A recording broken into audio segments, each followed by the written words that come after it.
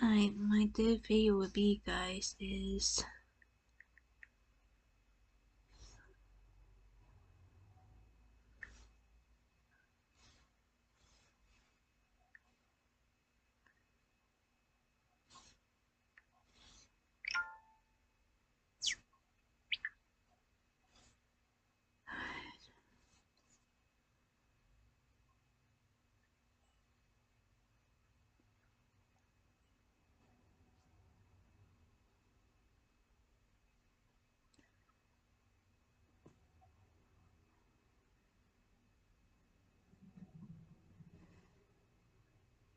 that's 21 minutes. Oh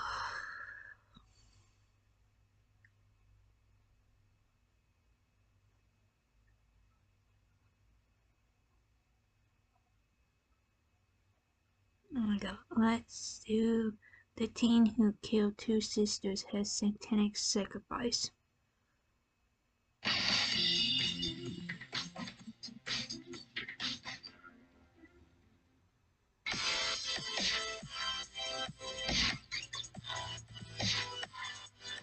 Now, we'd never call any of the monsters we cover on this channel normal, but some of their motives are so creepy that you just can't believe that's why they did it. In this super disturbing case in the UK, two sisters were happily celebrating a birthday. Man, Cat, you look so tired. Came out of the darkness and tried to use them to complete a bizarre ritual. But why and how could this happen? Well, brace yourselves because this one gets extremely weird. Ready? Let's take a deeper look. June 5th, 2020 was supposed to be a really great day for two very close sisters. Eva Henry was a mature student who'd spent a lot of time helping people suffering from Alzheimer's. Nicole Smallman was in her 20s and a very talented photographer. They both lived in London, England. On June 5th, 2020, they must have been feeling pretty good about how things were going. The restrictions of the first lockdown due to the virus had just been lifted. And even better, it was Viva's 46th birthday. So there were two major reasons for them to celebrate. The sisters decided that they'd party with their friends at Byron County Park in Wembley, northwest London. They did this outside so that they followed the government guidelines about meeting in groups. And it probably didn't hurt that out there away from most of the city, they could have as much fun as they wanted. And it was also free. That evening, they picked up some snacks and drinks for the big night. In this footage, you can even see Nicole talking to another person as she buys her groceries. In fact, all the people who knew them thought Nicole and Viva were really amazing women, and they were having a really great time at this party. At Byron Park, they met with their friends and proceeded to let off a lot of steam. Hey, being cooped up will do that to you.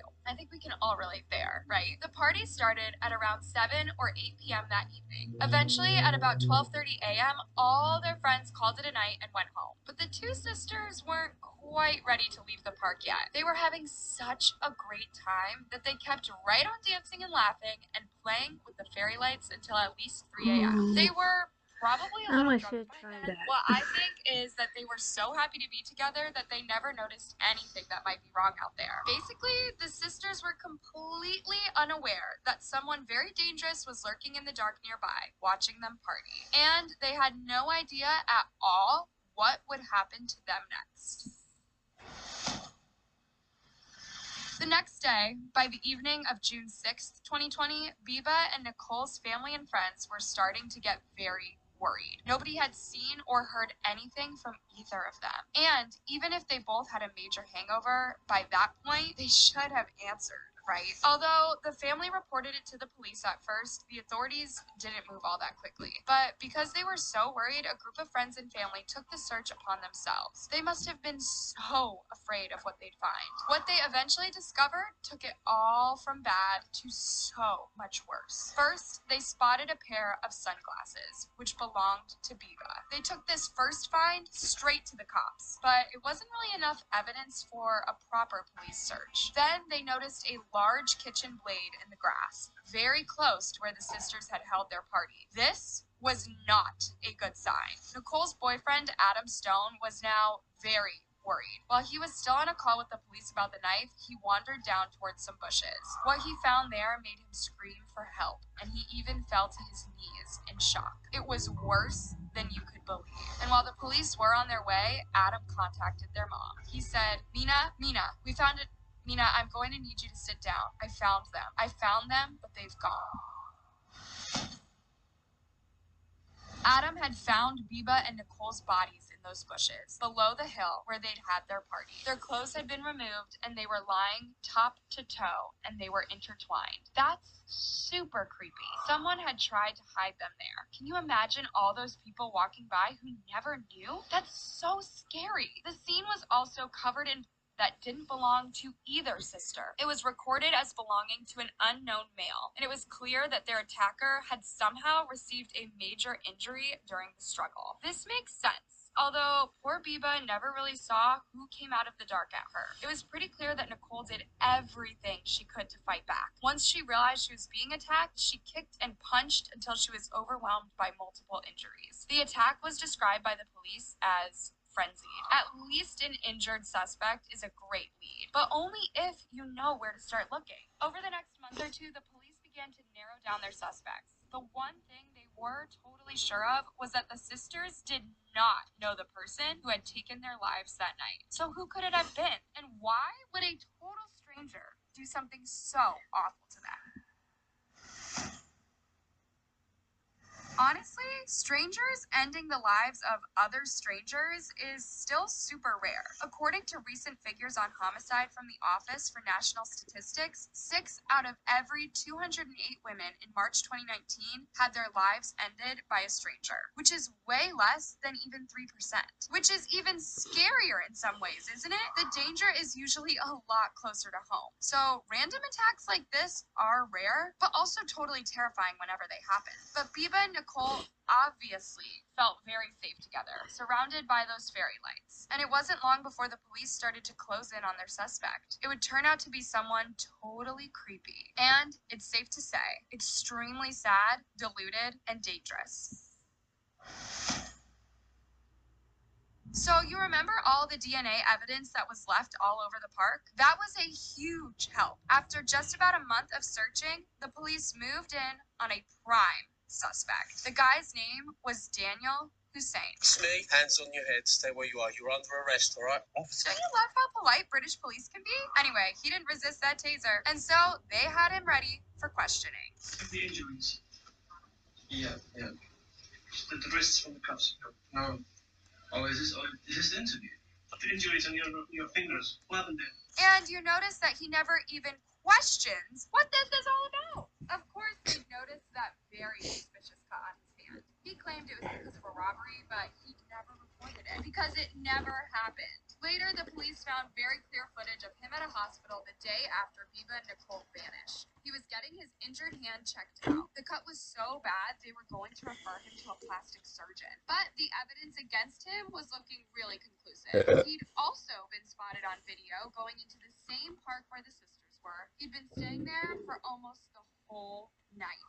So there was plenty of solid evidence once they started looking. Perhaps the creepiest bit of video they had shows him buying a block of very ordinary kitchen knives at a local supermarket. Knowing what he wanted to use them for just gives me a horrible chill. FYI, in the UK, they check your age before you can buy blades like this. He had to show his face and ID. So there's totally no doubt that it was him. And after he spent that night in the park, they had footage of him returning to his house. He has a coat wrapped around his waist to cover up because that nasty cut he got. You And had the to struggle show with your Nicole ID had and buy a obviously knife. drenched his pants in blood. Huh. But why would he do something like this? In He had US, we never don't have met to. Biba and Nicole before. What on Only earth you made him buy decide alcohol, that you this should was a ID and good stuff. idea? Yeah. Well, he Like totally restaurants, on confused the other fiction with hand, real you life, had to and he show made them, a dark but deal not that sounds something, totally insane. not nothing else. Yeah, he did this for totally pathetic and insane reasons. Although nobody has used the insanity defense with him, he's clearly lost his grip on reality. For start, he sounds more and more like an extremist incel. You know, the guys who think they're owed a girlfriend and get violent and entitled. Daniel was convinced that he deserved a great girlfriend. So I think you can tell where this is going. But on top of that creepiness? He was active on satanic forums that told him how magic could solve all of his relationship problems. So instead of working on himself, he became kind of obsessed with calling on the other side for help. He often watched a YouTube channel called Becoming a Living God. That channel has since been taken down, mainly because of this awful case. What those channels and magic users promise to do is kind of silly. They mainly seem to exist to trick a lot of people out of a lot of money. But enough people seem to believe that spells are the answer. And it was just enough to make Daniel extremely dangerous. At Daniel's house, police even found more evidence that he thought this stuff was totally real. Like, he'd actually written a contract trying to convince a demon to help him get a girlfriend and to win the lottery. He'd signed it in his Hail own King blood, Lucifer. too. He believed that if he 6 women every 6 months, all of his wishes would come true. He'd signed this horrible promise and even left a space for the creature to add his or her signature to. Notice there's a blank space there? Like, I guess that entity couldn't find a pen or whatever. Anyway, he'd even bought some lottery tickets, and these were found with the contract. By the way, these were not winning lottery tickets. Frankly, I'm not that surprised. Don't demons have better things to do? He'd also asked the demon to help him get away with it, so yeah. Guess he really did something wrong there, but he's pretty unimpressive. So what happened to this creepy loser in the end? It probably didn't help that he acted out in front of the judge, and like an immature little baby, he turned his chair around on the video call and tried to get a reaction. But the sister's mom, Mina, has taught a lot of teenagers like him, and she was totally unimpressed with him too. He was brought to justice and sentenced to 35 years on October 28th, 2021. After Daniel was sentenced, Mina said, "An obnoxious human being. He's a broken human being who, if he hadn't been caught, 4 other families may have been suffering what we have. Well, he ain't out there now." The police were totally convinced he'd do this again if he could. And like their mom says, it's a relief that Daniel didn't get the chance to hurt anyone else. He's locked up now and hopefully forever. But Nicole and Viva's last moments must have been so terrifying. I can't even imagine it. There was a vigil for them in August. Lots of people attended, and they were really furious that something like this had happened, especially at such a public place. They had a right to be here. They had a right to dance if they wanted to dance, and they had a right to go back home safe. But all the same, I'd recommend being very cautious about walking around in the dark. There might just be a sick mind out there who's made a deal with the dark side to win the lottery. So, what do you think about this case? Do you think that Totally sick. Alright. I see you my 4th video, so I see you then.